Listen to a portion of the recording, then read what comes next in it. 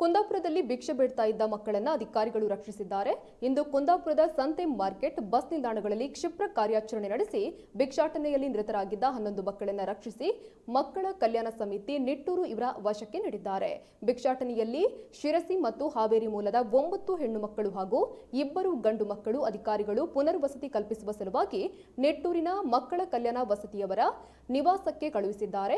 ಈ ಕಾರ್ಯಾಚರಣೆಯಲ್ಲಿ ಮಹಿಳಾ ಮತ್ತು ಮಕ್ಕಳ ಅಭಿವೃದ್ಧಿ ಇಲಾಖೆಯ ಅಧಿಕಾರಿಗಳು, ಮಕ್ಕಳ ರಕ್ಷಣಾ ಘಟಕ, ಪುರಸಭೆ ಕುಂದಾಪುರ, ಪೊಲೀಸ್ ಇಲಾಖೆ, ಕಾರ್ಮಿಕ ಇಲಾಖೆ, ಸಮಾಜ ಕಲ್ಯಾಣ ಇಲಾಖೆ, ಶಿಕ್ಷಣ ಇಲಾಖೆ, ಮಕ್ಕಳ ಸಹಾಯವಾಣಿ ಹಾಗೂ ವಿಶ್ವಾಸದ ಮನೆ ಸಂಸ್ಥೆಯ ಅಧಿಕಾರಿಗಳು ಜಂಟಿಯಾಗಿ ಕಾರ್ಯನಿರ್ವಹಿಸಿದ್ದಾರೆ.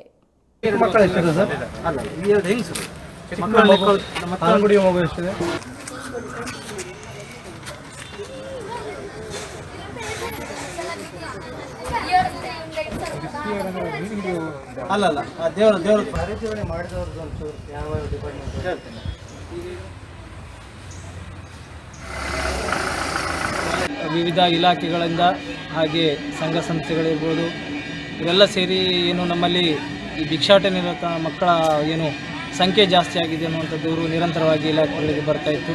ಹಾಗಾಗಿ ಈ ಹಿಂದೆ ನಾವು ಮೊನ್ನೆ ಮಲ್ಪೆಯಲ್ಲಿ ಒಂದಿಷ್ಟು ಮಕ್ಕಳನ್ನು ಕೂಡ ಮೀನು ಆಯು ಮಕ್ಕಳನ್ನು ರೆಸ್ಕ್ಯೂ ಮಾಡಿದ್ದೇವೆ.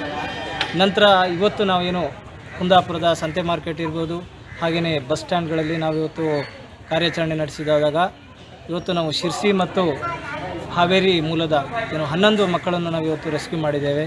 ಈ ಮಕ್ಕಳನ್ನು ನಾವು ಉಡುಪಿಯ ಮಕ್ಕಳ ಕಲ್ಯಾಣ ಸಮಿತಿ ಮುಂದೆ ಹಾಜರುಪಡಿಸಿ ಆ ಮಕ್ಕಳಿಗೆ ಬೇಕಾದಂಥ ಪುನರ್ವಸತಿ ವ್ಯವಸ್ಥೆಗಳನ್ನು ನಾವು ಕೂಡ ಕಲ್ಪಿಸಿಕೊಡ್ತೇವೆ. ನಾವೇನು ಈ ಶಾಲೆಯ ರಜೆ ಇರಲಿಕ್ಕೆ ಹೋಗಿ ಅನೇಕ ಮಕ್ಕಳು ಬೇರೆ ಬೇರೆ ಕೆಲಸ ಕಾರ್ಯಗಳಲ್ಲಿ ತೊಡಗಿಸಿಕೊಳ್ಳುವಂಥದ್ದು ಕೂಡ ಸಾಮಾನ್ಯವಾಗಿದೆ. ಹಾಗಾಗಿ ನಾವೇನು ನಿರಂತರವಾಗಿ ಈ ಒಂದು ರೆಸ್ಕ್ಯೂ ಆಪರೇಷನನ್ನು ಮಾಡುವ ಮೂಲಕವಾಗಿ ಮಕ್ಕಳಿಗೆ ಶಿಕ್ಷಣದ ಔಚಿತ್ಯವನ್ನು ಕಂಡುಕೊಳ್ಳುವ ರೀತಿಯಲ್ಲಿ ನಾವು ಅವರಿಗೆ ಮನವರಿಕೆ ಮಾಡಬೇಕಾಗತ್ತೆ.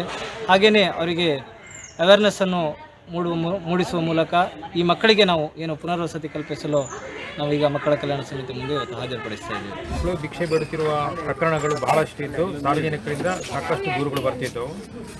ಅದಕ್ಕೆ ಇವತ್ತು ಜಿಲ್ಲಾ ಮಕ್ಕಳ ರಕ್ಷಣಾ ಘಟಕ ನೇತೃತ್ವದಲ್ಲಿ ಮಹಿಳಾ ಮತ್ತು ಮಕ್ಕಳ ಅಭಿವೃದ್ಧಿ ಇಲಾಖೆ, ಸಮಾಜ ಕಲ್ಯಾಣ ಇಲಾಖೆ, ಶಿಕ್ಷಣ ಇಲಾಖೆ, ಕಾರ್ಮಿಕ ಇಲಾಖೆ ಮತ್ತಿತರ ಸರ್ಕಾರಿ ಇಲಾಖೆಗಳ ಸಹಯೋಗ ಹಾಗೂ ಸಂಘ ಸಂಸ್ಥೆಗಳು, ಮುಖ್ಯವಾಗಿ ಸ್ಫೂರ್ತಿ ವಿಶ್ವಾಸದ ಮನೆ ಇವರ ಸಹಯೋಗದಲ್ಲಿ ಇವತ್ತೊಂದು ಜಂಟಿ ಕಾರ್ಯಾಚರಣೆ ಮಾಡಿದೆವು.